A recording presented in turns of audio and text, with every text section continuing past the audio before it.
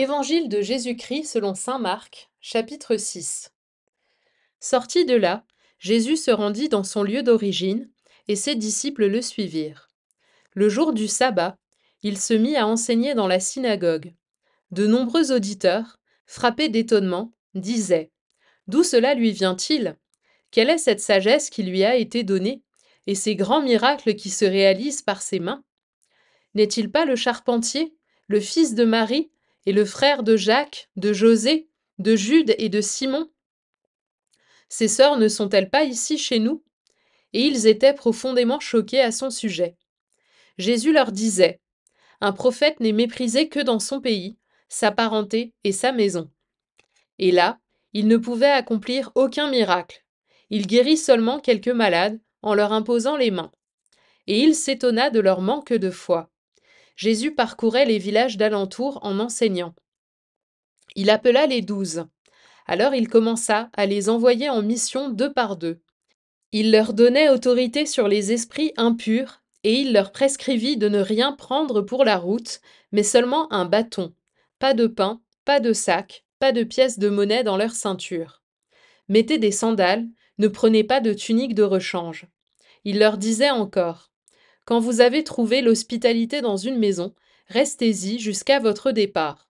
Si, dans une localité, on refuse de vous accueillir et de vous écouter, partez et secouez la poussière de vos pieds. Ce sera pour eux un témoignage. Ils partirent et proclamèrent qu'il fallait se convertir. Ils expulsaient beaucoup de démons, faisaient des onctions d'huile à de nombreux malades et les guérissaient. Le roi Hérode apprit cela. En effet, le nom de Jésus devenait célèbre. On disait: C'est Jean, celui qui baptisait. Il est ressuscité d'entre les morts, et voilà pourquoi des miracles se réalisent par lui. Certains disaient: C'est le prophète Élie. D'autres disaient encore: C'est un prophète comme ceux de jadis. Hérode entendait ces propos et disait: Celui que j'ai fait décapiter, Jean, le voilà ressuscité.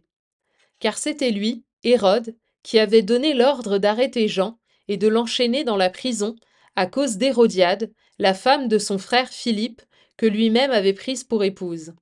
En effet, Jean lui disait: Tu n'as pas le droit de prendre la femme de ton frère. Hérodiade en voulait donc à Jean, et elle cherchait à le faire mourir. Mais elle n'y arrivait pas, parce que Hérode avait peur de Jean. Il savait que c'était un homme juste et saint, et il le protégeait. Quand il l'avait entendu, il était très embarrassé. Cependant, il l'écoutait avec plaisir. Or, une occasion favorable se présenta quand, le jour de son anniversaire, Hérode fit un dîner pour ses dignitaires, pour les chefs de l'armée et pour les notables de la Galilée.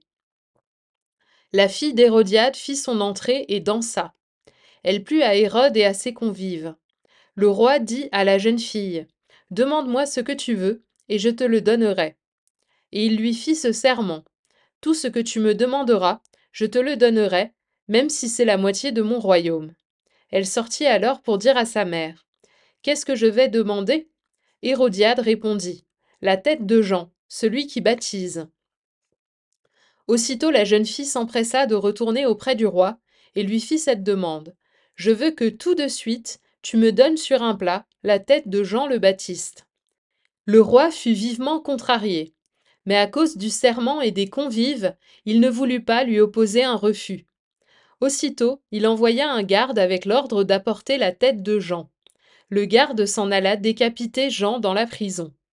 Il apporta la tête sur un plat, la donna à la jeune fille, et la jeune fille la donna à sa mère. Ayant appris cela, les disciples de Jean vinrent prendre son corps et le déposèrent dans un tombeau. Les apôtres se réunirent auprès de Jésus et lui annoncèrent tout ce qu'ils avaient fait et enseigné. Il leur dit: Venez à l'écart dans un endroit désert et reposez-vous un peu. De fait, ceux qui arrivaient et ceux qui partaient étaient nombreux, et l'on n'avait même pas le temps de manger. Alors, ils partirent en barque pour un endroit désert, à l'écart. Les gens les virent s'éloigner, et beaucoup comprirent leur intention. Alors, à pied, de toutes les villes, ils coururent là-bas et arrivèrent avant eux. En débarquant, Jésus vit une grande foule. Il fut saisi de compassion envers eux, parce qu'ils étaient comme des brebis sans berger. Alors, il se mit à les enseigner longuement. Déjà l'heure était avancée. S'étant approché de lui, ses disciples disaient: L'endroit est désert et déjà l'heure est tardive. Renvoie-les. Qu'ils aillent dans les campagnes et les villages des environs s'acheter de quoi manger. Il leur répondit: Donnez-leur vous-même à manger. Ils répliquent: Irons-nous dépenser le salaire de 200 journées pour acheter des pains et leur donner à manger? Jésus leur demande: Combien de pains avez-vous? Allez voir. S'étant informés, ils lui disent: 5 et 2 poissons. Il leur ordonna de les faire tous asseoir par groupes sur l'herbe verte. Ils se disposèrent par carrés de 100 et de 50. Jésus prit les 5 pains et les 2 poissons, et, levant les yeux au ciel, il prononça la bénédiction et rompit les pains. Il les donnait aux disciples pour qu'ils les distribuent à la foule. Il partagea aussi les 2 poissons entre eux tous. Ils mangèrent tous et ils furent rassasiés. Et l'on ramassa les morceaux de pain qui restaient, de quoi remplir 12 paniers, ainsi que les restes des poissons. Ceux qui avaient mangé les pains étaient au nombre de 5000 hommes. Aussitôt après, Jésus obligea ses disciples à monter dans la barque et à le précéder sur l'autre rive, vers Bethsaïde, pendant que lui-même renvoyait la foule. Quand il les eut congédiés, il s'en alla sur la montagne pour prier. Le soir venu, la barque était au milieu de la mer, et lui, tout seul, à terre. Voyant qu'il peinait à ramer, car le vent leur était contraire, il vient à eux vers la fin de la nuit en marchant sur la mer, et il voulait les dépasser. En le voyant marcher sur la mer, les disciples pensèrent que c'était un fantôme et ils se mirent à pousser des cris. Tous, en effet, l'avaient vu et ils étaient bouleversés. Mais aussitôt Jésus parla avec eux et leur dit: Confiance, c'est moi, n'ayez pas peur. Il monta ensuite avec eux dans la barque et le vent tomba. Et en eux-mêmes, ils étaient au comble de la stupeur, car ils n'avaient rien compris au sujet des pains. Leur cœur était endurci.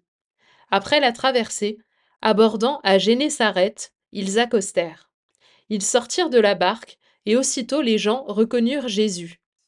Ils parcoururent toute la région et se mirent à apporter les malades sur des brancards, là où l'on apprenait que Jésus se trouvait.